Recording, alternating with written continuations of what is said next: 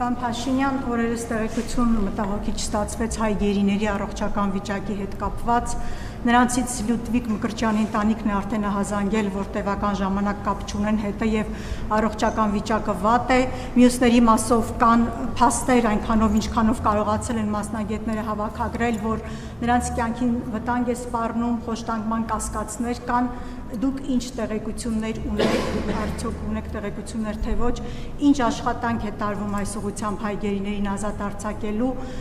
Փաստացի ստացվում է, որ ռազմական, պատերազմական հանցագործ Ադրբեջանը, որը հայ ժողովրդի նկատմամբ է իրականացրել ցեղասպանական գործողություններ, այսօր շարունակում է իր այդ հանցավոր գործունեությունը եւ քրեական դատարանի առաջ միջազգային կանգնած չէ, սա արդյոք Հայաստանի իշխանության թերացումը չէ, որ այս իրավիճակն է, դուք կասեք, որ խաղաղություն է հաստատված, փաստ է խաղաղությունը, դրա համար չեք փորձում, այո, այս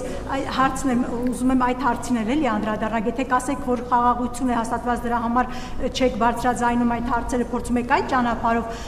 ուզում ենք նաև հետաքրքիր է հասկանանք, թե ինչպես է հաստատված այդ խաղաղությունը, եթե երկու կնճռոտ հարցերը, որոնք հայ ժողովրդին մինչ այսօր հուզում են դեռ առնվազն այդ երկուսը լուծված չեն։ Առաջինը Հայաստանի օկուպացված տարածքները շարունակում են մնալ Ադրբեջանի ենթակայության տակ, երկրորդը հայ գերիները շարունակում են մնալ Բաքվի բանտերում։ Առաջի հարցի վերաբերյալ բազմիցս եմ անդրադարձել, այդ թվում նախընտրական շրջանում նորից չանդրադառնամ սահմանազատում երկու երկրների հանձնաժողովների համատեղ գործունեության կանոնակարգ եւ այդպես շարունակ։ Երկրորդ հարցի վերաբերյալ մեր պետական ինստիտուտները ամենօրյա ռեժիմով աշխատում են, որպեսզի նախ տեղեկատվությունը ճշտեն, որտեղ հնարավոր է աջակցություն ցուցաբերել եւ ելի ուզում եմ պատասխանատու ձևով ասել, որ մշտական ռեժիմով աշխատանք է տարվում այդ խնդիրը լուծելու համար եւ մեր փորձը նախկին ցույց է տվել, որ աշխատանքը շատ թե քիչ արդյունավետ է այն պարագայում, երբ որ արվում է լուր կոնֆիդենցիալ